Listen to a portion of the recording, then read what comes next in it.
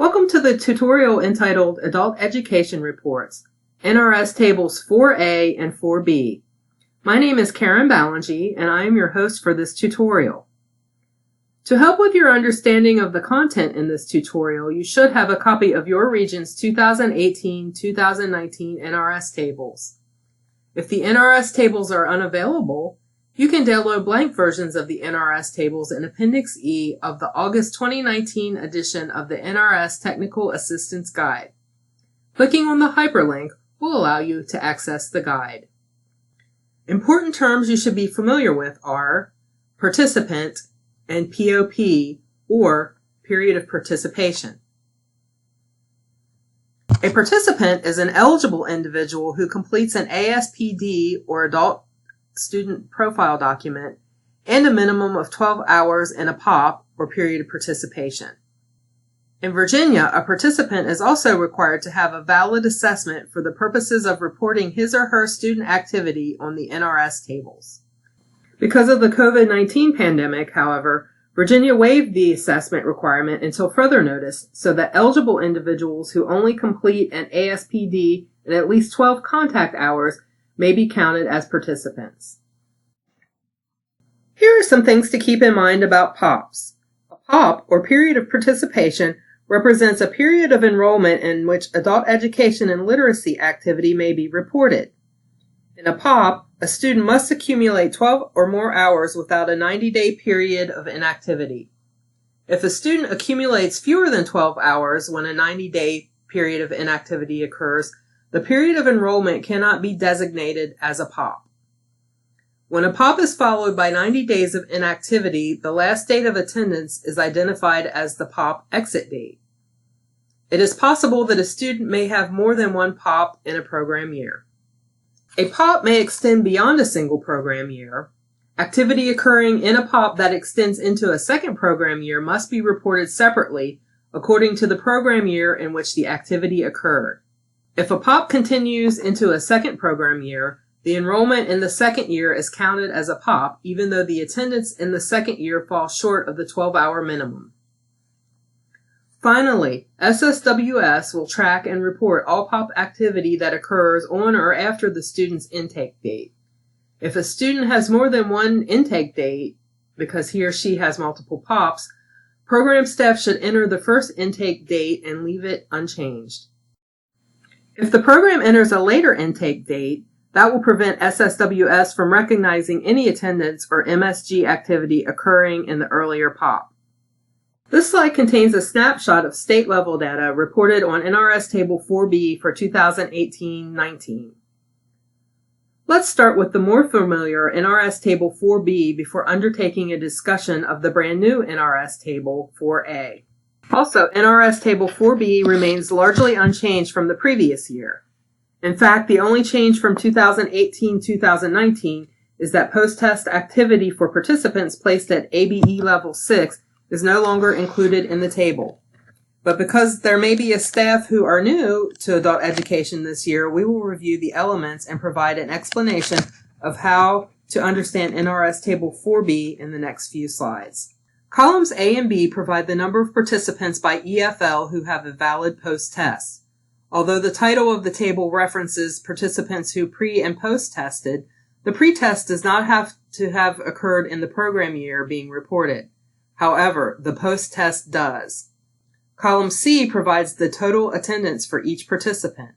Column D provides the total number of participants with pre-post-test EFL gain only. Other EFL gains are excluded from being reported under column D, and even if a participant makes more than one pre-post-test EFL gain, he or she will be credited for making at most one gain. Column E provides the number of participants who post-tested and exited an adult education program, but who did not make an EFL gain.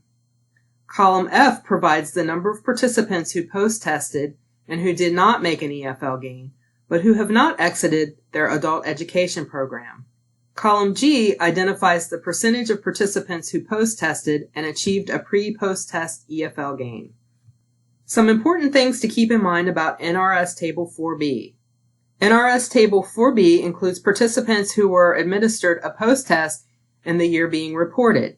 It doesn't matter when participants took their pretest as long as it occurred prior, and is aligned in terms of test type and subject to the post-test being reported.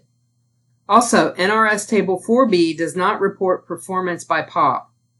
As long as a participant took at least one post-test, regardless of the number of POPs, he or she will be counted on NRS Table 4B. New for 2018-19 was the NRS Table 4B does not report post-test performance for participants placed at ABE Level 6. Participants are recognized as taking at most one post-test. For example, if a student took 3 post-tests, whether in a single POP or several POPs, he or she will be credited on NRS Table 4B as having taken one post-test. NRS Table 4B provides the percentage of participants who take a post-test and make a pre-post-test gain. NRS Table 4B does not provide the post-test rate. To calculate the post-test rate, programs must divide the number of participants who take a post-test from NRS Table 4B by the total number of participants enrolled from NRS Table 4, excluding the number of ABE Level 6 participants. Remember that ESL completer is not valid EFL. If you have a student whose pretest result is ESL completer, you should retest the student using a different test type and/or a different subject. Questions for you and your staff to consider is what can NRS Table 4B tell you about your program's instructional quality, and what can it tell you about the post-test rate in your program, a locality, or class? This slide contains a snapshot of state-level data reported on NRS Table 4A for 2018-19, which is the first year states were required to submit the table as part of their end-of-year reporting. An explanation of each column is provided in the next few slides. Note that similar to NRS Table 4B, Table 4A does not include reporting by POPs. Columns A and B provide the number of participants by EFL who made an EFL gain. Participants that attained a secondary credential only or that did not make a gain at all are excluded from this table. EFL gains include pre- and post-test gains. For any DP participants, a student that made the transition from the diagnostic phase to the generalized assessment phase, and entry into a post-secondary program after exiting an adult education program in the same year. Column C provides the number of participants who earned an EFL gain by pre-post testing in reading, language, literacy skills, listening, or speaking. A participant may be credited with one gain under column C even though he or she may have earned more than one gain. For example, a student that made a gain on both the reading and language portions of the TABE 11-12 will be recognized for having made one gain, not two. In another example, a student makes a post-test gain in reading in October, makes another post-test gain again in reading in January, and makes a third post-test gain in reading in April. For the purposes of the NRS Table 4A reporting, the student will be credited with having made one gain under column C. Column D provides the percentage of participants from column C who earned an EFL gain by pre-post testing in reading, language, listening, or speaking. Column E provides the number of participants who earned an EFL gain by pre-post testing in mathematics. Similar to column C, participants will be recognized for having made at most one math-based post-test gain, despite the possibility of having made multiple such gains over the course of a program year. Column F provides the percentage of participants from column E who earned a post-test gain in math. Column G is identified as providing the number with EFL gain by Carnegie Units credits. Because we do not have a system for assigning Carnegie Units or credits in Virginia, we use column G to report EFL gains made by any DP participants who transition from the diagnostic phase to the generalized assessment phase. Column H provides the percentage of participants who earn an EFL gain reported under column G. Column I provides the number of participants who earn an EFL gain by entering a post-secondary education or training program. To qualify for this EFL gain, a student must be enrolled in an adult education program, exit the adult education program, then enroll in a post-secondary education or training program, all within the same program year. Only one such gain per student can be recognized in a program year. Column J provides the percentage of participants from column I who achieved the entry into post-secondary EFL gain. Some reminders and important things to keep in mind about NRS Table 4A. NRS Table 4A reports only participants that earned at least one EFL gain during the program year. The total under column B should not exceed the sum of totals for columns C, E, G, and I. NRS Table 4A provides EFL gain information earned for the year and not by the POP. Totals reported under columns G and H represent EFL gains earned by NEDP participants who transition from the diagnostic phase to the generalized assessment phase. Column G and H totals do not include secondary credentials earned by NEDP participants who complete the program. For each type of EFL gain on NRS Table 4A, a participant may be recognized for making at most one EFL gain.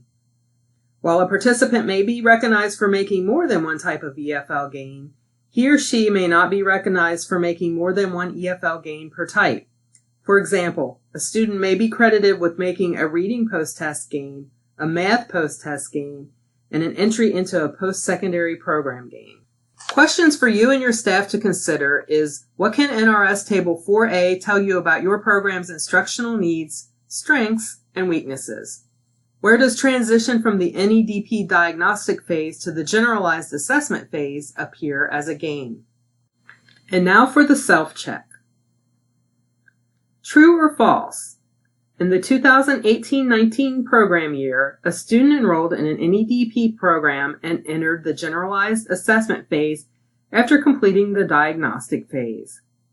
In 2019-20, after accumulating 20 hours, she dropped out of the adult education program and enrolled in a CDL program. She is not eligible to be reported on NRS Table 4A for 2019-2020. The answer is false. Why? Because the student was a participant in the 2019-2020 and followed the required sequence for demonstrating an entry into post-secondary EFL gain. Select the best response. In a fiscal year, a program has a student with 3 POPs. If the student is to have a 100% post-test rate, he should post-test how many times during the fiscal year at a minimum? The answer is A. Why? Because NRS Table 4B reports post-test performance for the year, not by POP. Therefore, if the student takes a single post-test, regardless of the number of POPs, he will be recognized as having a 100% post-test rate. The Resource Center has provided access to its Blackboard site for folks to ask questions and discuss their responses in the discussion questions provided in this tutorial.